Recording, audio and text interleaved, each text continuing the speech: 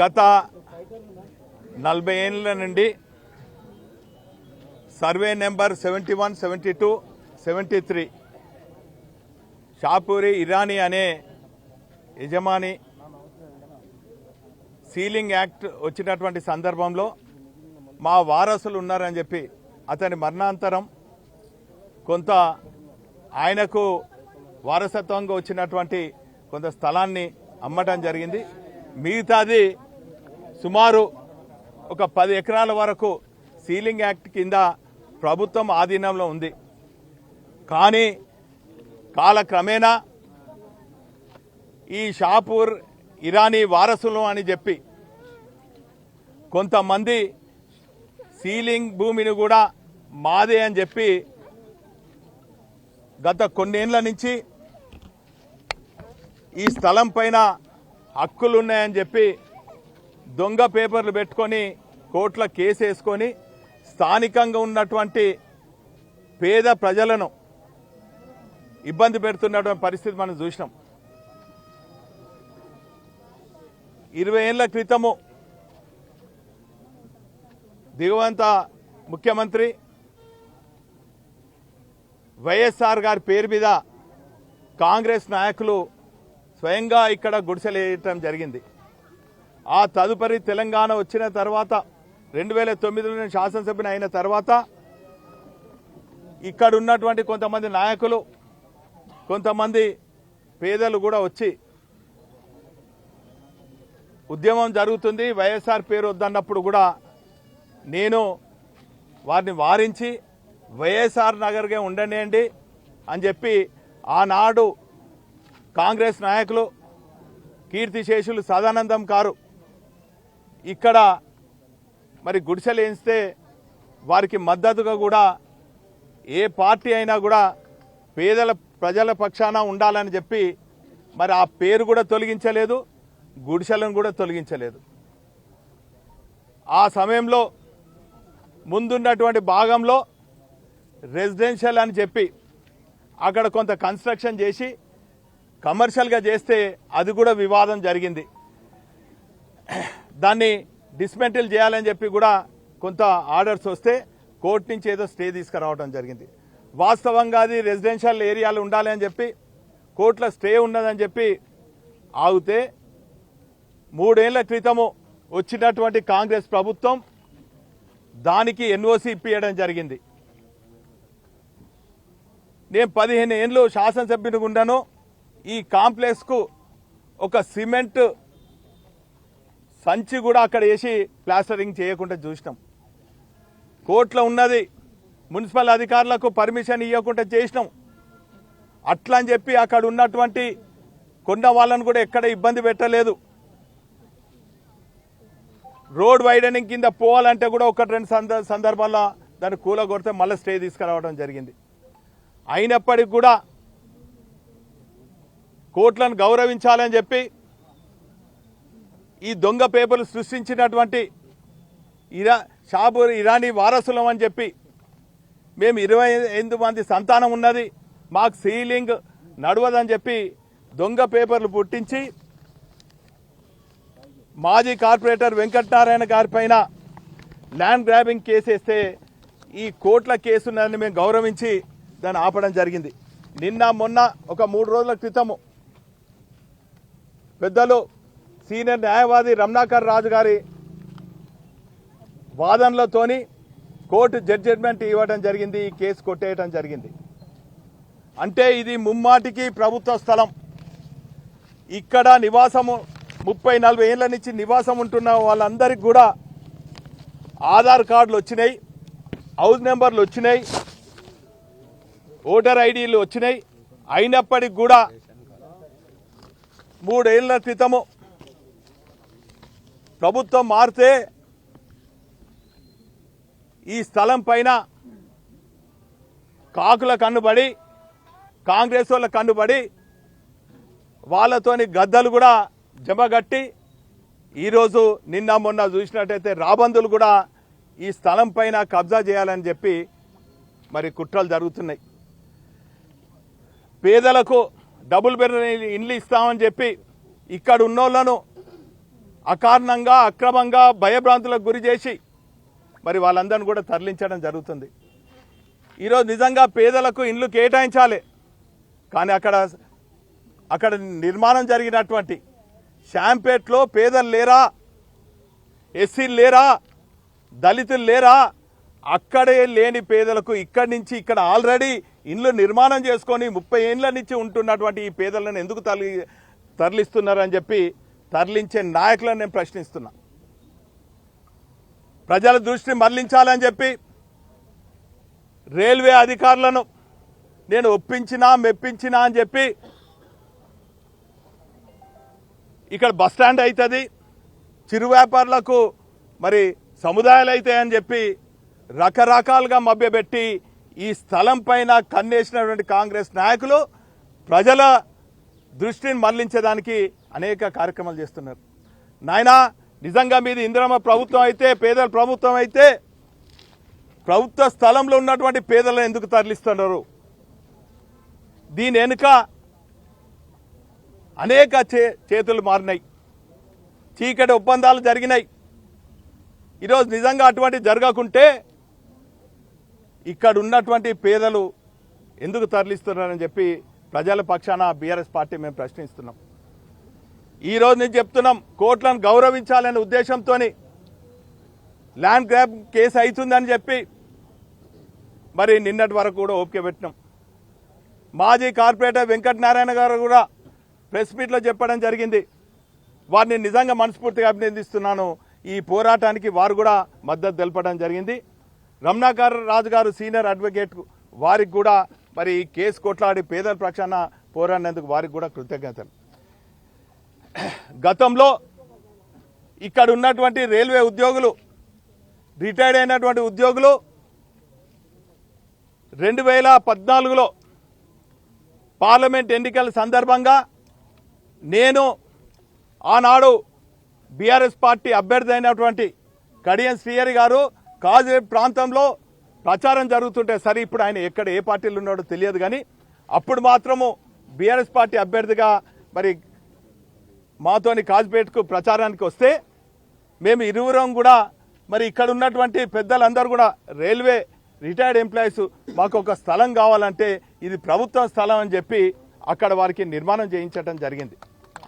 ఇప్పటికి ఉన్నది, నా పైన కేసు అయింది, వారిపైన కూడా కేసు అయింది. ఈరోజు నిర్భయంగా చెప్తున్నాము, ఇది ల్యాండ్ గ్రాబింగ్ కేసు కొట్టుడు పోయింది. నా రిటైర్డ్ ఎంప్లాయీస్, రైల్వే ఎంప్లాయీస్ కూడా మరి హృదయపూర్వకంగా చెప్తున్నాను, అభయహస్తం ఇస్తున్నాం, మీరు ఎవరికి కూడా భయపడని అవసరం లేదన్నటువంటి విషయాన్ని ఈ సందర్భంగా తెలియజేస్తున్నాం. మరి ఇక్కడ కూడా రైల్వే రిటైర్డ్ అయిన వాళ్ళకు అటు మూలకు ఉండాలి, ఇటు జరపాలని కొందరు ఆదేశాలు ఇస్తున్నారట. నీకు ఏం హక్కునని ఆదేశిస్తున్నావు బాబు? ఎవరి కోసం, ఎవరికి తొత్తయ్యే ఆదేశాలు ఇస్తున్నావు?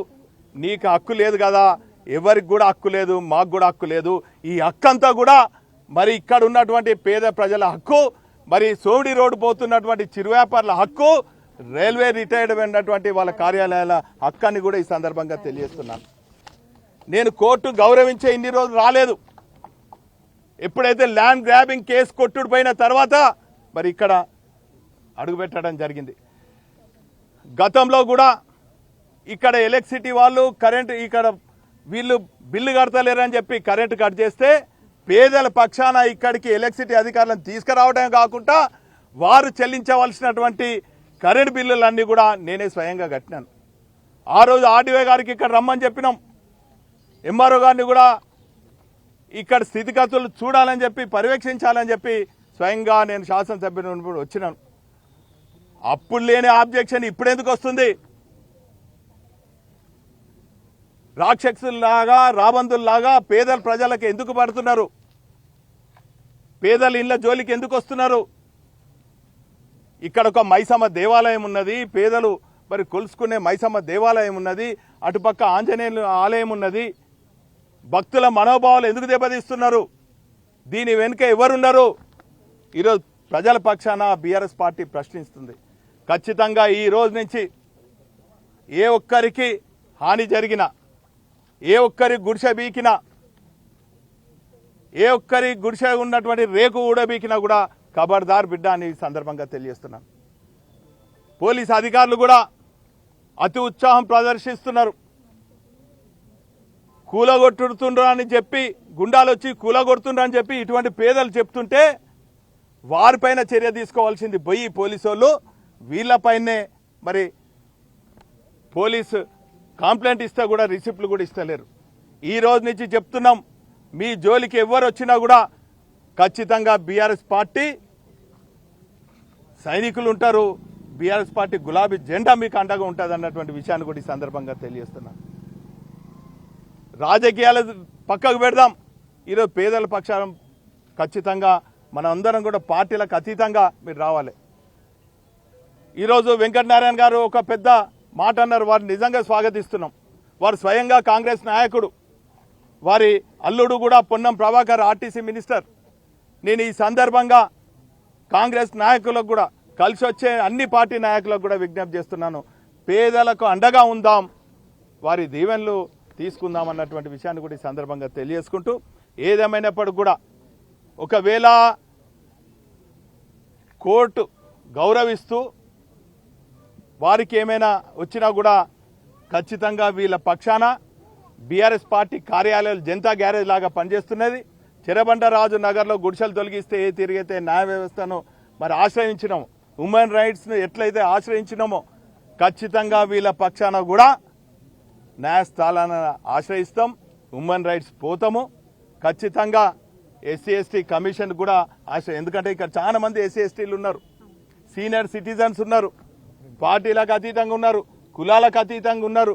ఖచ్చితంగా ఇది ప్రభుత్వం ఖచ్చితంగా చొరవ చూపెట్టి ఒకవేళ పేదలకు పోంగా స్థలం ఏమైనా ఉంటే, ఇక్కడ ఐటీఐ స్థలం లేదట, ఉన్న ఐటీఐనే పోరాడి తీసుకొచ్చింది, ఐటీఐ ఎటో పోయింది. ఇక్కడ ఏసీపీ కార్యాలయం లేదంటుండ్రు. పాపం ఆ ఏసీపీ గారు అక్కడెక్కడో భీమవరంలో కట్టించిండట.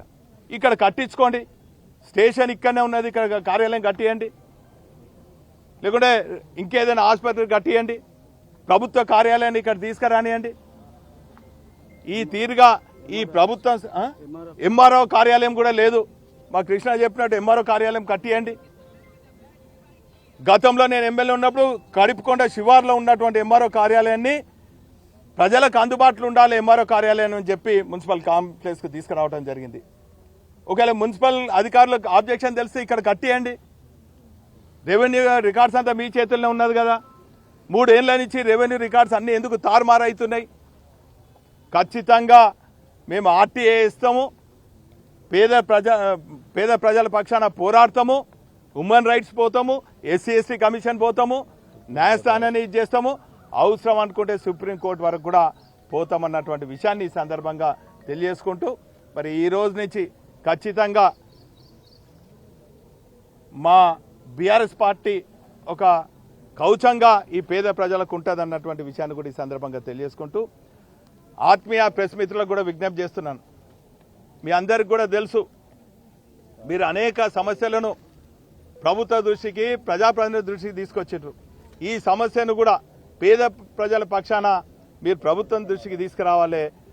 ఖచ్చితంగా ఇది మరి ప్రభుత్వ భూమి కాబట్టి అధికారిక కార్యాలయాలు ఉండాలి, పేద ప్రజలకు ఇండ్లు ఉండాలి అని చెప్పి ఈ సందర్భంగా తెలియజేసుకుంటూ, ఇంకా చిరు వ్యాపారులు ముందట వేసుకున్నారు, వాళ్ళ జోరికి కూడా ఎవరు పోవద్దు అన్నటువంటి విషయాన్ని కూడా ఈ సందర్భంగా తెలియజేసుకుంటూ, ప్రత్యేకించి రైల్వే అధికారులుగా ఈ ప్రాంతానికి అనేక సేవలు అందించినటువంటి ఇప్పుడు రిటైర్డ్ అయినటువంటి రైల్వే రిటైర్డ్ ఎంప్లాయీస్కు 2 కార్యాలయాలు ఉన్నాయి, వాటి జోలికి కూడా పోవద్దు అన్నటువంటి విషయాన్ని ఈ సందర్భంగా తెలియజేసుకుంటూ, ఏదేమైనప్పటికీ కూడా గత 3 ఏళ్ల నుంచి కనుక చూసినట్టయితే ఈ నగరంలో పేదల ఇళ్లకు పోవుడు, దౌర్జన్యం చేసుడు, వాళ్ళని ఎల్లగొట్టుడు, ఆ స్థలాలను కబ్జా చేసుడు, ఇంకా కవరింకా కూడా స్థలం అనుడు.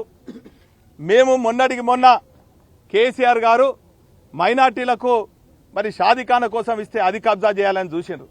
కానీ మా మైనార్టీలు అందరూ కూడా పెద్ద ఎత్తున పోరాటం చేసి బీఆర్ఎస్ పార్టీ మున్సిపల్ సెక్రటరీస్ని కలిసి, కలెక్టర్లను కలిసి పెద్ద పోరాటం చేస్తే ఆ స్థలం ఆగింది. షాంపేటలో ఉన్నటువంటి స్థలం కబ్జా చేద్దామని చేసి పోరాటం చేస్తే అది కూడా మరి ఏదో కార్యాలయం కడుతున్నారనో హోటల్ కడుతున్నారని ఏదో మాయ మాటలు చెప్తున్నారు. ఈ తీరుగా ఈ నగరంలో ఉన్నటువంటి ప్రభుత్వ భూములన్నీ కూడా కాంగ్రెస్ నాయకులు కబ్జా చేసే పరిస్థితి ఉన్నది. కాబట్టి ఖచ్చితంగా పేద ప్రజల పక్షాన బీఆర్ఎస్ పార్టీ పోరాటం చేస్తుంది అన్నటువంటి విషయాన్ని కూడా ఈ సందర్భంగా తెలియజేసుకుంటూ 20-30 ఏళ్ల క్రితం వెలిసినటువంటి ఈ వైఎస్ఆర్ నగర్కు బీఆర్ఎస్ పార్టీ మేము ఎన్నడూ కూడా పార్టీల జోలి తీయలేదు. వైఎస్ఆర్ నగర్ పేరు తీసేసి ఇంకేదో నగర్ పెడతా అన్నా కూడా మేము ఒప్పుకోలేదు. ఆయన కీర్తిశేషులు వైఎస్ రాజశేఖర రెడ్డి గారు అనేక మరి కార్యక్రమాలు కూడా చేపట్టడం జరిగింది. పార్టీలు కాదు ఇక్కడ ముఖ్యము, పేర్లు కాదు ముఖ్యము, మాకు కావాల్సింది పేదలకు పట్టాలు కావాలి, పేదలకు ఒక భరోసా ఉండాలని చెప్పి ఆ రోజు నుంచి ఈ రోజు వరకు ఉద్యమ పార్టీగా వీళ్ళ పక్షాన పోరాడినాం, ప్రతిపక్ష శాసనసభ్యునిగా వీళ్ళ పక్షాన పోరాడినాం, అధికార పార్టీగా ఇక్కడ ఉన్నటువంటి ఇల్లీగల్గా కన్స్ట్రక్షన్ అయినటువంటి కాంప్లెక్స్కు ఎన్ఓసి ఇవ్వలేదు. ఈరోజు నేను సూటిగా అడుగుతున్నా, ఈ అధికారుల పైన ఒత్తిడి తీసుకొచ్చి ఈ కాంప్లెక్స్కే ఇక్కడికి కలెక్టర్ గారు వచ్చి కమిషనర్ గారు వచ్చి ఎన్ఓసి ఎట్లా ఇస్తారు? చాలా విచిత్రంగా ఉంది. కలెక్టర్ గారి పైన కమిషనర్ పైన ఈ ఇల్లీగల్ కాంప్లెక్స్కు ఎన్ఓసి ఇవ్వాలని చెప్పిన అధికారి ఎవరు? చెప్పిన శాసనసభ్యుడు ఎవరు? అధికార పార్టీ నాయకులు ఎవరు? నేను శాసనసభ్యుని ఉన్నప్పుడు ఇది ఇల్లీగల్గా కన్స్ట్రక్షన్ అయిందని చెప్పి ఎన్ఓసి ఇవ్వకుండా, అక్కడ ఎక్కడ కూడా సిమెంట్ అద్దకుండా, రంగులు వేయకుండా ఆపింది ప్రజల పక్షాన బీఆర్ఎస్ పార్టీ అని కూడా ఈ సందర్భంగా తెలియజేస్తున్నాను. కానీ ఈరోజు చాలా విచిత్రంగా ఉంది. ఇంత ప్రైమ్ జాగను కబ్జా చేయాలని చెప్పి కాకులు గద్దలు రాబందులందరూ కూడా కలిసి పేదలను పీక తినే పరిస్థితి ఉన్నది. పేదలకు అండగా ఖచ్చితంగా మరొక్కసారి చెప్తున్నాము, హామీ ఇస్తున్నాము. మేము న్యాయ పోరాటం చేస్తాము, వీధి పోరాటం చేస్తాము, ప్రజా పోరాటం చేసి పేదల పక్షాన ఉంటాము, వాళ్లకు అండగా ఉంటామన్నటువంటి విషయాన్ని కూడా ఈ సందర్భంగా తెలియజేసుకుంటూ, మరి వానం సైతం లెక్క చేయకుండా వచ్చినటువంటి నా ఆత్మీయ ప్రెస్ మిత్రులకు, ఎలక్ట్రానిక్ ప్రింట్ మీడియా ఫోటోగ్రాఫర్స్ అందరికీ, మా అమ్మల కక్కలు చెల్లెల రిటైర్డ్ ఎంప్లాయీస్కు, మా బీఆర్ఎస్ పార్టీ శ్రేణులకు అందరికీ కూడా పేరు పైన హృదయపూర్వక ధన్యవాదాలు.